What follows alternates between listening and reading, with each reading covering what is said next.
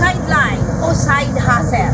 Kini ang uso karon sa mga empleyado nga gusto pa og extra income tungod sa kapito sa pamuyo. Ang security officer nga si Ronel Quiñones gawa sa iyang regular nga trabaho, giangko niya nga kulang ang iyang income hinungdan nga sa iyang extra nga oras, doon na siya extra nga trabaho.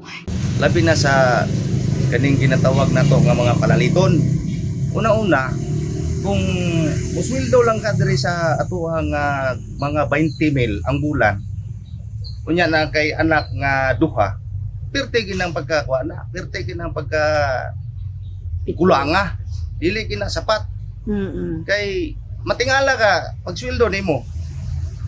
Ang 1,000 moral lag 100. Giangko ni Joel Gonzales, Regional Director sa Department of Labor and Employment sa Region 12, gumikan sa pagsaka sa presyo sa mga nag-unang palaliton. Daghan og mga workers nga buot pang makaangkon og ekstrang trabaho aron madugangan ang kita, aron usab mapasigo ang panginahanglanon sa pamilya matag adlaw. Pero ang akin lang, mataas pa din yung underemployment.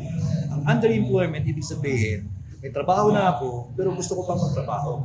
Or may tama na yung oras ko, gusto ko pang dagdagan yung oras ko para magtrabaho. Yung mga side hustles. Oo, yung mga ganon. So, underemployment yun. Mataas yun. Nasa 20, I think 26%. Bakit may ganun, Gusto nang, meron namang, halimbawa ako, no?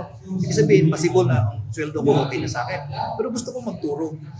Ano gano'n? Gusto kong, di ba yung negosyo kong maliit, dagdagan ko pa rin. Underemployed ako. Pero mataas na underemployment. Sa Rehiyon 12, luyo sa pagsaka og 96% sa unemployment rate.